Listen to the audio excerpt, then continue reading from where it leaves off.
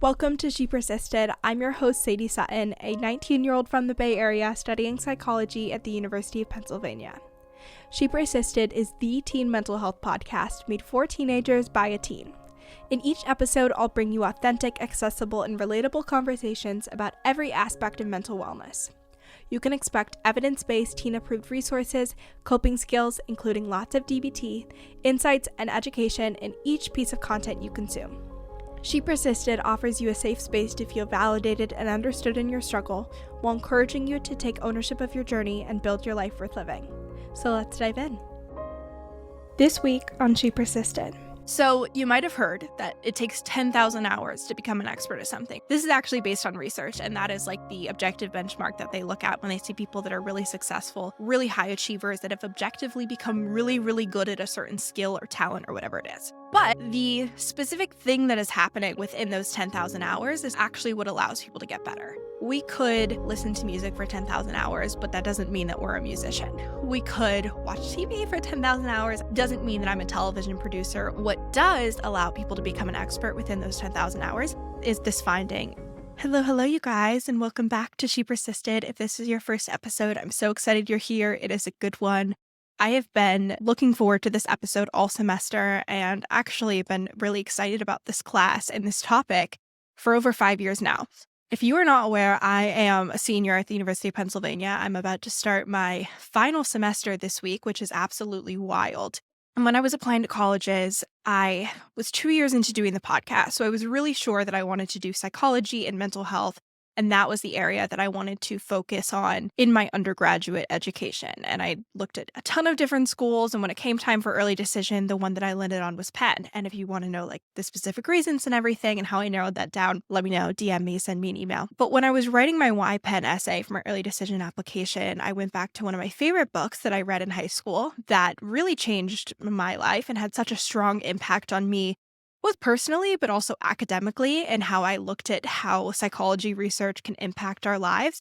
And that was Grit by Angela Duckworth. This was something I read in high school. My sister read it in high school. My parents have read it. They love it. If you guys are not familiar with Angela Duckworth's work, she is a 2013 MacArthur Fellow and professor of psychology at the University of Pennsylvania. She has advised the World Bank, NBA, and NFL teams and Fortune 500 CEOs.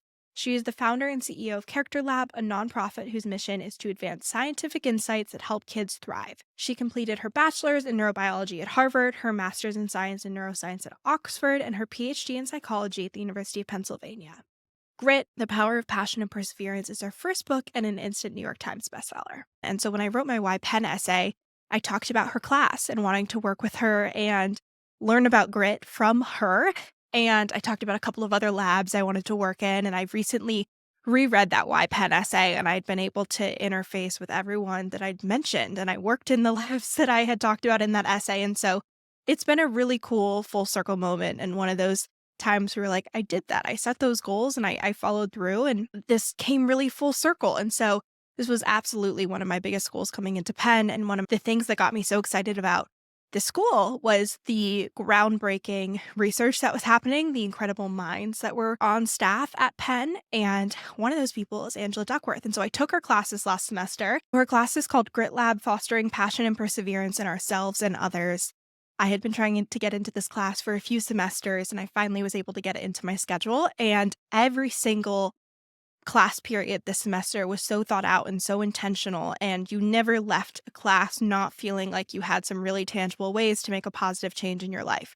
And just the way this class was structured, it was absolutely my favorite class that I've taken at Penn. It was so intentional and innovative. It felt like a seminar, even though there were 100 people in the class. You were really engaging super thoroughly with the assignments and the readings and the research, which you guys know I love. And so from day one of this class, I was like, I'm going to do a podcast episode.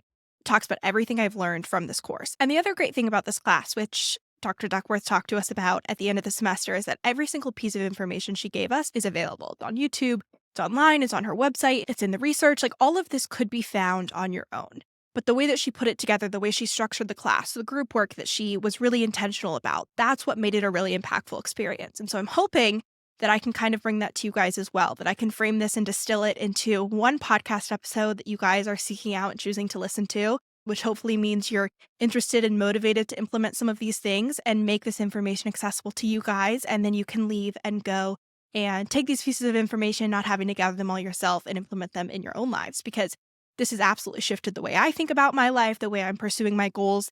And I hope that the same is true for you. So what we're doing on this episode is we're going through all of my notes that I took this semester during this class. We're going to go through all these big takeaways, all these learnings, and share what I think you guys can implement in your own lives and summarize this and make it as accessible as possible. So instead of like 3 months, you guys are getting it in an hour. So we're going to start with the anecdote that the book Grit opens with. And we read this book throughout the semester. It was tied to what we were learning in lectures and the readings we were doing. But we're going to begin with a study that you guys might have heard before if you're familiar with Grit. It's very popular and has gone viral many a time recently in her TED Talk that she did. But what Dr. Duckworth did in some of the early days of her research is she went to West Point. And there's this really competitive and excruciating process to get into West Point. You need extremely high SAT scores, you need a high GPA, you need a recommendation from a senator. They're really highly selective in who they're accepting into West Point. And then once you get there, you're put through this extraordinarily grueling training process. And they call this training session the Beast Barracks. And it's really intense. It's 5 a.m. to 10 p.m. It's mentally exhausting. It's physically exhausting. And despite the fact that they have selected for these really high achievers, these really qualified individuals, these extremely smart and talented and all these things, there's a 20% dropout rate. And this is after they've selected for all these things that they think predict hard workers and people that will persevere and stick around and make it through training. And so what Dr. Duckworth did is she looked at what was predicting the people that persevered through the Beast Barracks training process at West Point. And one thing that they look at when they're admitting students is this thing called the whole candidate score. And so it's what I talked about, which is SAT scores, ACT scores, high school rank, their leadership potential, their physical fitness. And you'd think like logically, okay, this is what would predict who would make it through basic training, who would get to the next step, who's going to persevere in this environment. And this is a great predictor with regard to admissions, but it's not a predictor with regard to dropout rates and who's going to stick around and make it through this really challenging and grueling process. And dropping out was not correlated with talent, which is what the whole candidate score was solving for. It's correlated with attitude. And so after interviewing all of these individuals and then looking at which ones dropped out, which ones stayed the course, she created the grit score. And the grit score distilled this attitude of passion and perseverance, which in turn created the grit scale. And the grit scale was a really, really, really reliable predictor of who was going to persevere through this extremely challenging process. And again, these candidates were already selected for extreme fitness and intelligence and talent and leadership potential, but the grit score better predicted who would stick it out in the Beast Barracks. And what was really interesting is that there was no correlation between that whole candidate score, those numbers that distilled the ACT score, the SAT score, the class rank, leadership potential, fitness. There was no correlation between those two numbers. And she tested this in a number of different environments and found that it held fast. So timeshare salesmen, people that are constantly shut down and rejected, and people aren't wanting to buy these timeshares, and they're again and again and again trying to make these sales. Grit scores predicted who would stick it out and stay committed. And no personality trait predicted who would quit being a timeshare salesman, but grit did. Same thing with Chicago public schools. Grit scores in adults predicts MBAs, PhD, MDs, and JD graduate school degrees, spelling bee finalists. All of these things can be predicted by grit scores. And again, grit is distilling passion and perseverance. So the distillation of this finding is that our potential is one thing, that whole candidate score, our intelligence, our talent, our physical fitness, that's one thing. What we do with it is another. And that's really what I took away from this chapter, this beginning, this intro to grit, what it is, how this scale came to be. So that quote was one of my favorites, which is our potential is one thing, what we do with it is another. The TLDR on like the grit overview, the foundation is that passion and perseverance equals grit. And grit is the greatest predictor of success and retention in these really challenging, enduring situations. So then the other piece of this concept that's probably coming to mind now is like, well, that sounds like self-control. Like people are putting forth a lot of willpower. They're forcing themselves to stay in this situation. They're time and time again showing up. Like, why isn't that self-control? And this is where people get confused, which is that grit and self-control are really separate constructs, and they can be somewhat related and they predict different things, but they're completely separate constructs. So self-control is your capacity to regulate attention, emotion, and behavior. And grit is your pursuit of a goal despite setbacks. And these are correlated, but they're different. So self-control, capacity to regulate your attention, your emotion, and your behavior. And grit is your pursuit of a goal despite setbacks. And both of these require you to align your intentions with your actions. So what are your goals? And then how do your actions line up with that? So another way of looking at this is self-control is your everyday functioning. Like, do you wake up in the morning when your alarm immediately goes off? Are you going to the gym? Are you running 10 miles? Are you eating super healthy? Like, what are those everyday choices? That's self-control. And grit is your retention and performance long-term.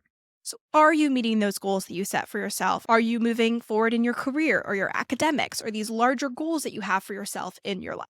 So self-control, short-term in the moment, grit is long-term, really huge top-level goals. And the other thing to add here is that self-control is a skill. It's improved with practice. And there's a really interesting article that Dr. Duckworth put out about how we can increase our self-control and how we can hack our environments to improve how much control we have over our actions. So I want to do an episode where we break that down and go into a lot of detail.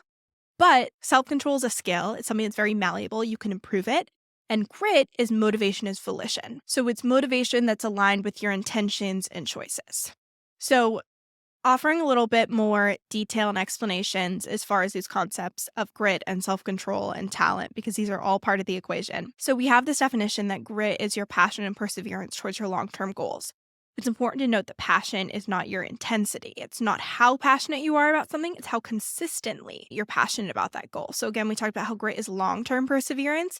How consistent is your passion over 5 years, 10 years, 20 years, etc. And we talked about passion and perseverance. A really interesting part of this equation is that it's a lot easier when our actions align with these larger goals and our interests and what we're innately passionate about. So grit is easier than self-control because you have this innate passion, you have this innate drive, you have this alignment with your actions and where you want to be. And so you're not just like white knuckling, willing yourself to get to this finish line regardless of how you feel.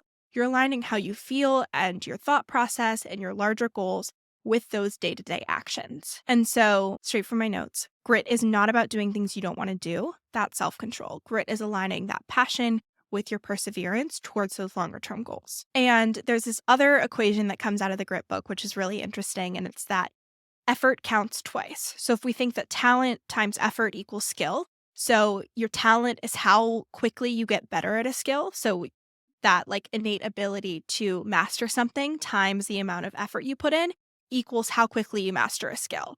And then your skill times your effort equals achievement. So like your ability to do something times the amount of effort you put in, that is what leads to achievement. So effort counts twice there. That effort and that grit is really, really important and a really big determinant in how likely you are to master that long-term goal. So one thing we learned in this class when we were talking about talent and skill and achievement and grit and just like these overarching foundational concepts, we learned about the study where the way that you frame goals and journeys impacts how motivated you are and how much persistence you have. So if you haven't yet achieved a goal, you haven't yet made it to the finish line, thinking about the goal, the endpoint, that final marker that you're working towards, that's what increases persistence. But if you've had a history of success, if you've had a history of meeting those goals, getting to those benchmarks, thinking about success as a journey and not the destination, that is what increases persistence. So if you are like very early on in your process of goal setting, if you're endeavoring on a new project, a new activity, you're going to think about that goal. You're going to think about that endpoint. That's what you're working towards, and that is what will increase your persistence. But if you are like on your 12th year of school or you're months into interviewing for a job or whatever the process is, where you've had some success so far, you're going to motivate yourself by thinking about the journey and the learnings and positives associated with that, not just the end goal. And that's what's going to increase your persistence.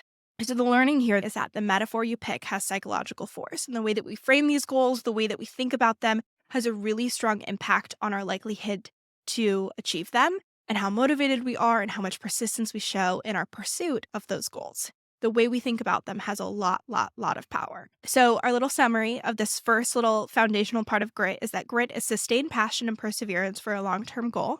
Grit influences effort, whereas talent is the rate at which you improve with effort. Both are malleable, both change throughout your lifetime. Success is useful to be thought of as a journey, And an appreciation for grit should highlight, not obscure, the importance of context and opportunity. So again, there are limitations here. The environments you're in, the support you have, the resources you have access to, that's going to impact how gritty you are, how successful you are in the goals that you're achieving. So now that we kind of understand what grit is, how passion and perseverance play into this equation, we talk about how effort counts twice in this equation and that our effort and our self-control and our grit, these things are malleable. They can change throughout our life. It's important to talk about our values and our purpose because this is what's going to influence that passion, which then influences that perseverance. Because again, it's easier to persevere when we're passionate about something. And our passion is really fueled by our values and our sense of purpose. So what are values according to psychology? Our values are enduring beliefs and goals about what is important to us. So these are things that last throughout our life. They do change. Our values change throughout childhood a lot as well as adulthood, but our values are generally enduring and consistent throughout long periods of time, which allows us to persevere towards those long-term goals. They guide how we think about people and what we choose to do. So the actions we engage with, the goals we set, the people that we are attracted to and want to keep in our lives. And they have a really big impact on not only our day-to-day, but our long-term choices and the goals we're pursuing and what our lives look like. We also added a fun little interesting caveat, which I thought you guys might like to hear. We talked about self-determination theory. And so as it relates to values, the three primary drives that all of us have as humans is competence, belonging, and autonomy. So we want to feel good at things. We want that sense of mastery. We want that sense of success. We want that sense of belonging. We want to feel needed and heard and understood and validated. That's really, really, really important to us as humans and drives a lot of our choices. And then lastly, we want a sense of autonomy. We don't want to feel forced or put in a position that we have no control over. We want that sense of choice over our lives. And so that's something that's important to remember as you're thinking about what your values and your purpose are. Those tend to be three underlying factors that drive all humans and influence all goals and behaviors and decisions. One thing we learned about in class is a goal hierarchy. And so this is how our day-to-day actions align with our biggest goals in life, and then also our values and our interests, which we just talked about. So if our day-to-day choices, if we work out, if we see a friend for coffee, if we go to class, if we do our homework, those are our actions, right? And those are connected to goals. Maybe it's make new friends, get an A in that class, meet someone new, meet a certain fitness goal, like whatever those low-level goals are that are happening over a couple of weeks, a couple of months. And then those are connected to higher goals, which is maybe I want to be connected. I want to have that sense of belonging. I want to be successful academically. I want to achieve this career goal. And then we have top level goals, which is like our internal guiding goal that influences our entire lives. And so Dr. Duckworth shared with us her number one top level goal that guides everything she does is to help kids thrive using psychological science. My top level goal at this point in my life, it will probably change and evolve, but to help teens struggling with their mental health in an evidence-based, accessible, and relatable way. And then our top level goal is influenced by our values and our interests. So the values there are achievement and benevolence, and the interest there is psychological science, mental health, relationships, all of these things that kind of are integrated and related to this concept of teen mental health. So if we think about this goal hierarchy, we have our day-to-day actions, the choices we make, self-control impacts those day-to-day actions, and those are fueled by our low-level goals. Like I mentioned, things like getting a grade on an assignment, doing a new hobby, making a new friend, etc. We have our mid-level goals, going to school, working in a certain career field, getting to a certain spot with your mental health. And then we have our top-level goal, which is that one leading, determining goal that influences our career paths, our relationships, the projects we engage in over 10, 15 years, decades of our lives. And the caveat here, which is that if you're a young adult listening and you're tuning in, you probably don't know what your top level goal is yet. You probably have an idea of what your values and your interests are, and you're still figuring out what those mid-level and top level goals are. And so this is a really big disclaimer to add here, which is that you don't need to know what your top level, what your final goal is yet. You don't need to have that completely distilled and nailed down and established at this point. But it's something that's fun and helpful to keep in mind, which is that you probably do have a top level goal. You're still figuring out what it is, but that's going to impact your mid-level goals, your low-level goals, and your day-to-day actions. And we are a lot better at exercising self-control and achieving that top-level goal when we connect those two things. So when we say, I need to study for this test today because it connects to my mid-level goal of getting a good grade in this class, which connects to my higher level goal of helping these people with these things or working in this field. So again, the way that we frame things, the way we think about them has psychological force. impacts our actions and our ability to follow through and how much self-control we have. So remembering to connect those values and that top level goal with those day-to-day actions will help you be more successful and effective in achieving them. One thing to add as we're talking about goal hierarchies is that what allows us to succeed in these larger goals and to be in alignment with our values and our interests is flexibility at the bottom. So we're not rigid with our day-to-day actions. We're not rigid with our mid-level goals. I must get this certain grade on this test. I must do this certain hobby. I must go to this certain thing. I must get into this school or this program. We're more flexible with that because we're rigid with our top level goal. And there are lots of different ways to get there. And there are a lot of things that are outside of our control. But it's important to remember that what allows us to persevere over a long period of time is flexibility on those lower goals and rigidity for that top high level goal that's guiding our choices. So you can think about those lower goals, the subordinate goals, as a means to an end. We have more flexibility with those because they're stepping stones along the way, but they're not absolutely required. They're not like a rung of the ladder. We can take multiple paths to get to that end goal. And then I mentioned this, but that idea of connecting your day-to-day actions to the larger level goal, that's called goal fusion. And goal fusion is when you say to yourself your higher level goal when you're completing tedious things. So for me, my goal is to become a clinical psychologist to help teens that are struggling with their mental health in an evidence-based, accessible way. And so when I'm studying for a neuroscience test that I don't like and that I don't enjoy because I like the psychology, like social positive, abnormal, I like that kind of stuff. I like talking to you guys. I like sharing these things in digestible ways. I don't love learning about neurons and memorizing every single part of the brain. I tell myself, my goal is to be a clinical psychologist and to help people. And a step in achieving that goal is doing well in this class so that I can apply to grad school and have a certain GPA and be able to achieve that goal and jump through these hoops in an academic setting so that I can have the qualifications and training to help people in the most qualified way possible. And so I become more motivated, and research shows us you become more persistent and more motivated when you do that goal fusion. So the next time you're struggling with one of those tedious things, tie it to your larger value, tie it to the larger goal. What are you trying to achieve? And remember, how does this day-to-day action, how does this habit, how does this behavior connect to that larger principle? And then the last thing that I'm going to mention here about goal hierarchies and the way that we structure and think about our goals is that they allow us to be focused and directed at this one thing. When we have our 5 different mid-level goals, like for me, it's being a student at Penn, building my skills with regard to media and communication, becoming a clinical psychologist, sharing on TikTok, all of these different things that get me to this larger goal of helping teens with their mental health in an evidence-based, accessible way. But there's 6 different ways to get me there.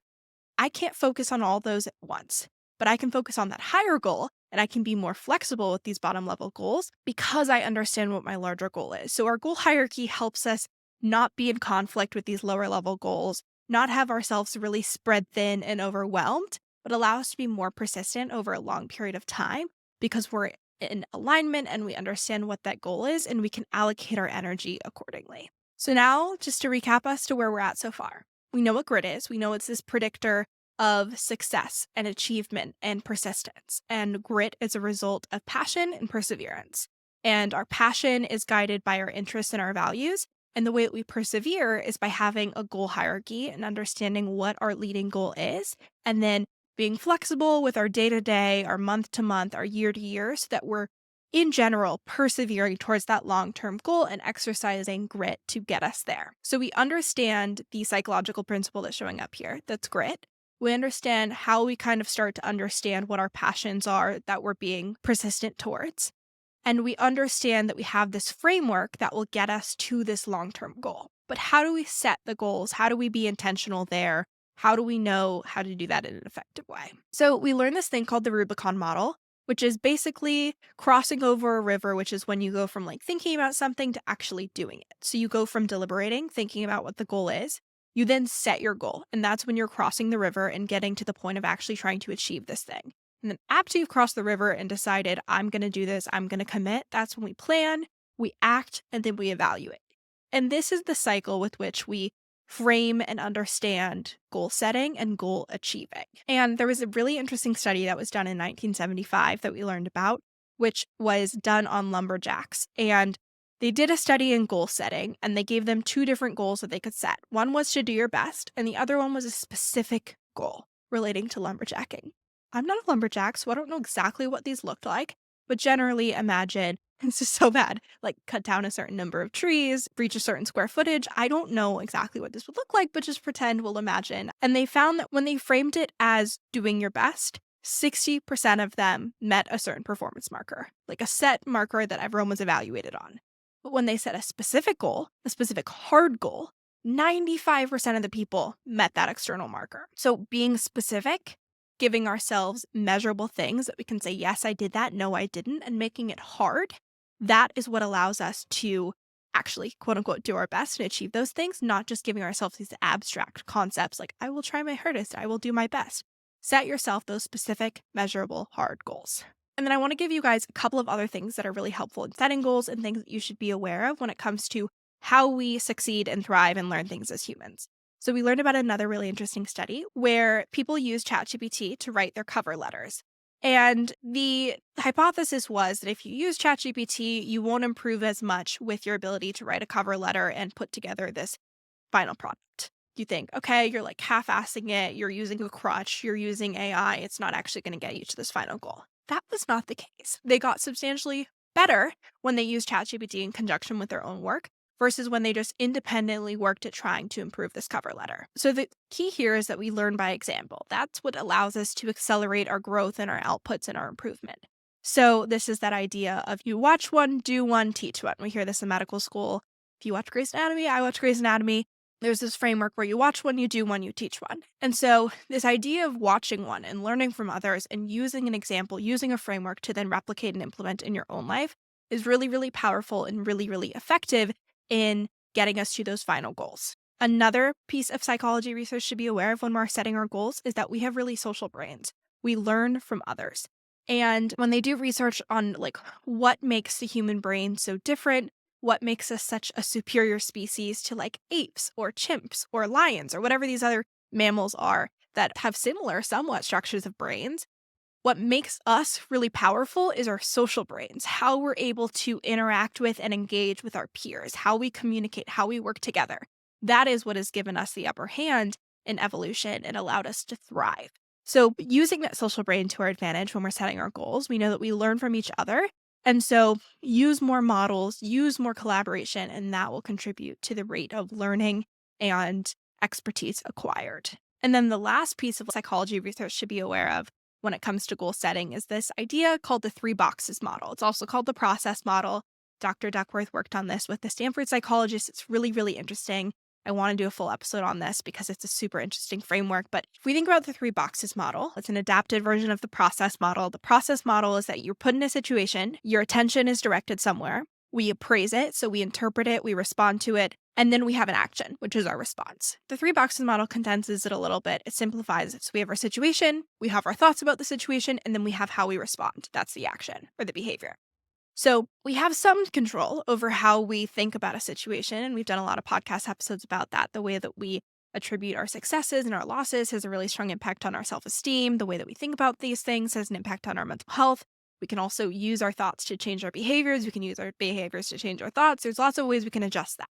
The most powerful and biggest determinant in goal setting and our outcomes is the situations we're putting ourselves in.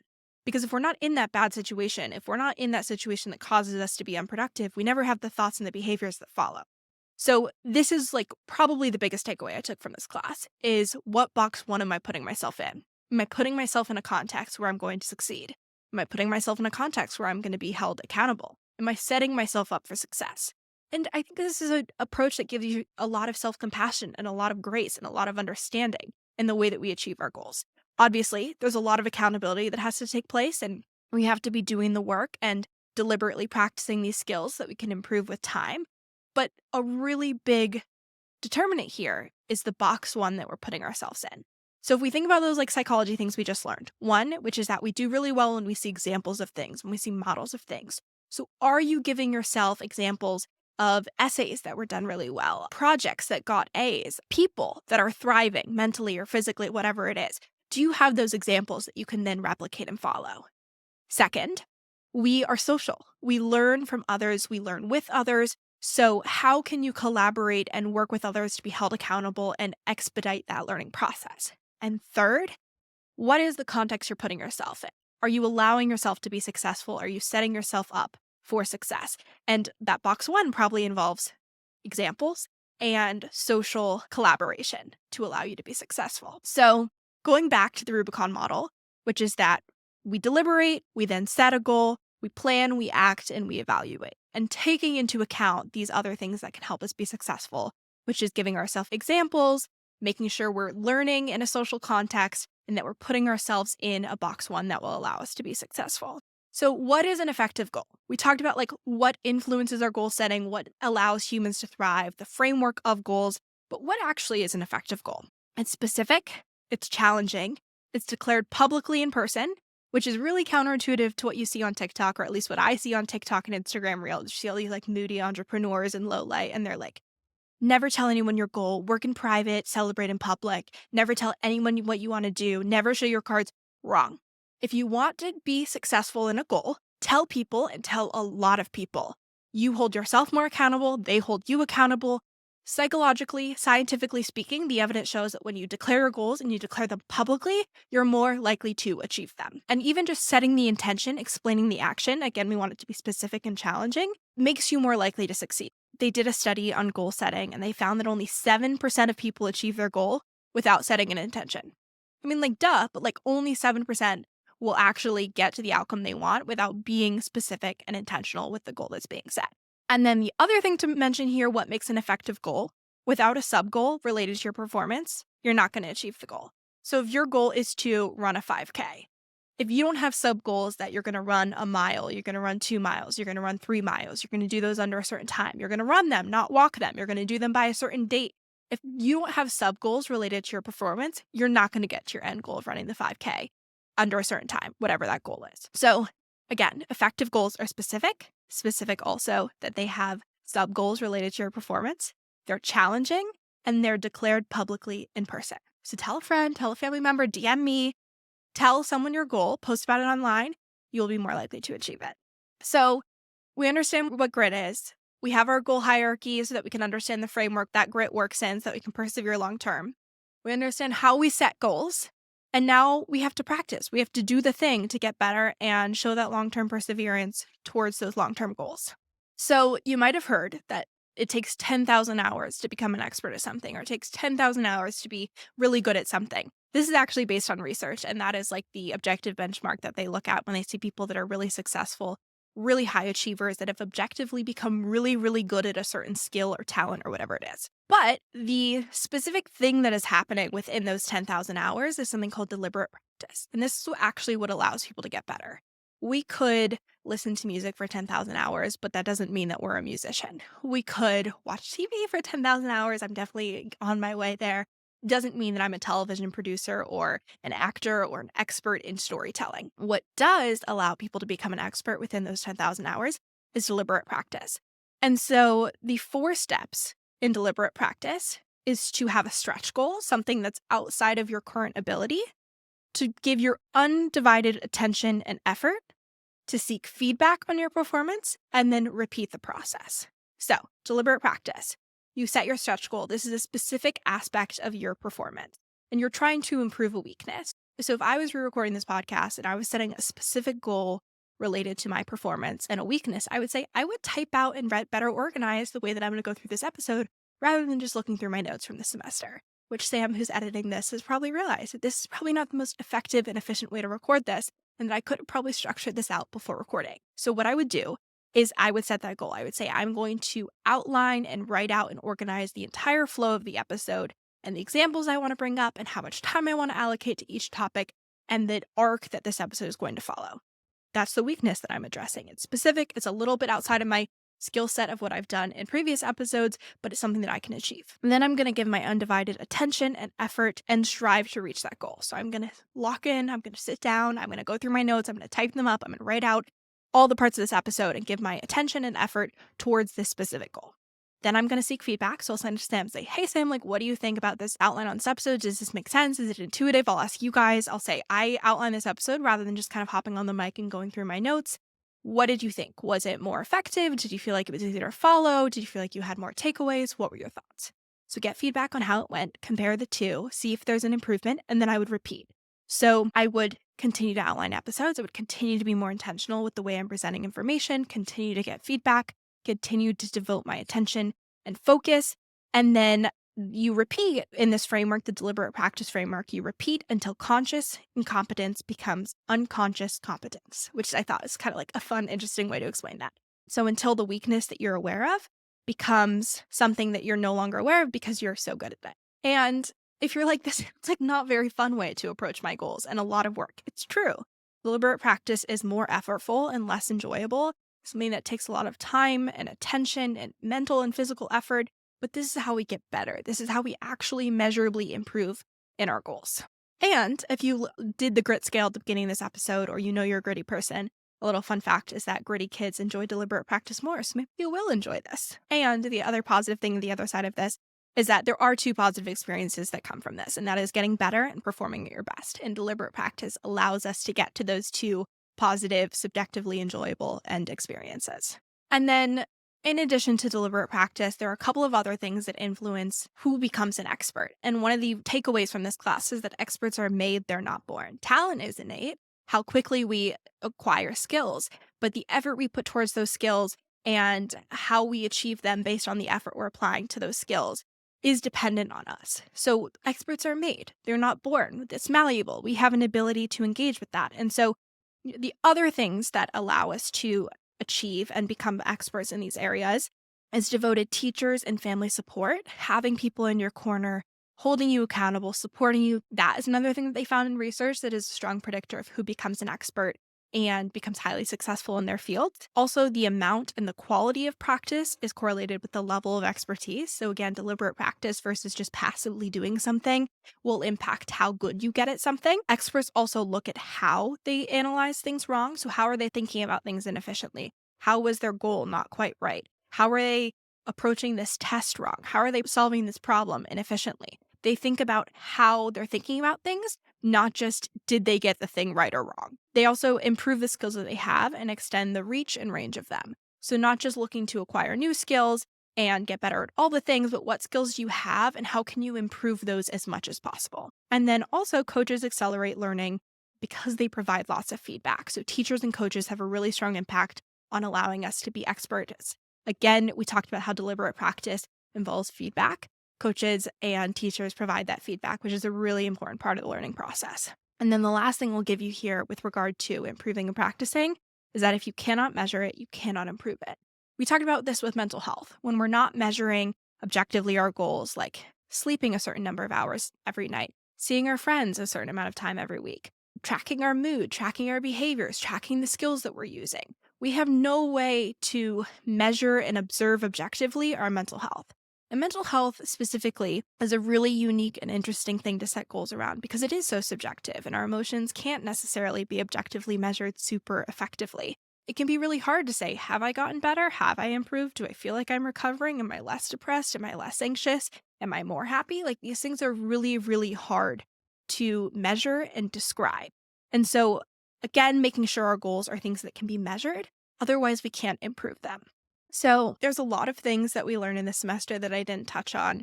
We also touched on how to find mentors, how to pay it forward, how do we accept feedback, how do we ask for feedback, how can we create habits so that these things are more streamlined and less day-to-day decisions, how can we think about failure and stress more effectively so that we continue to persevere and continue on that course towards those larger goals. I don't want to throw too much at you. I've given you quite a lot of information, but I feel like we've really covered these basics. We talked about what is grit? What does it predict? What is it indicative of?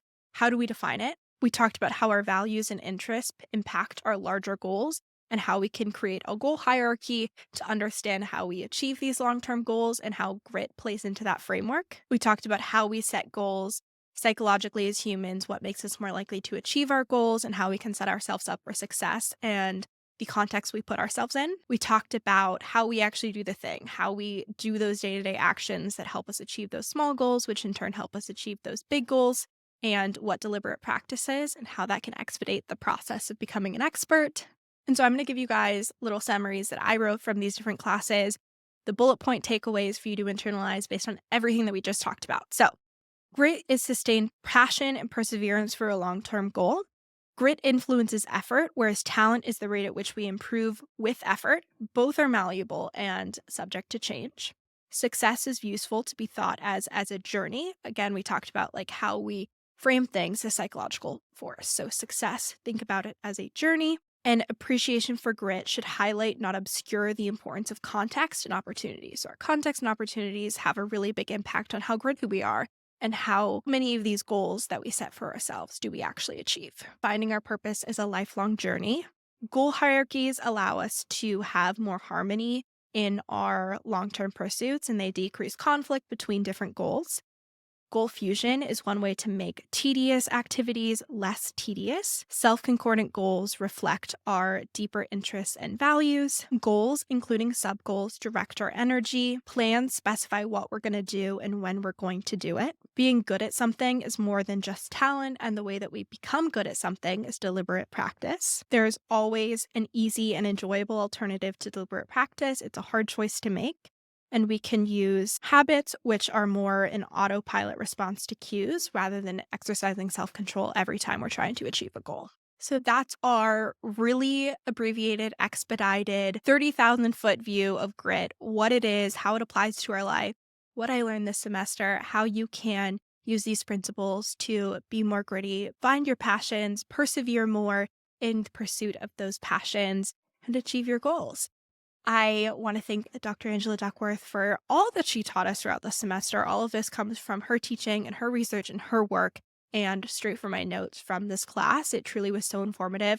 A lot of this is also in her book. Like she mentioned in the class, a lot of this is available online, either in the literature or in pieces of content she's put out. So if you want to learn more, you can check out her book. I'll put it in the show notes. You can also watch her TED Talk. Go to Character Lab, which is her lab where she shares this information more generally to the public. So there's a lot more research available. And I really hope you guys enjoyed this. Definitely let me know. Give me some feedback like we talked about in the episode. Do you like these style of episodes? Is it fun to kind of hear the distillation of an entire semester worth of coursework? Learn about these psychological principles and how they can apply to your life. Let me know your thoughts.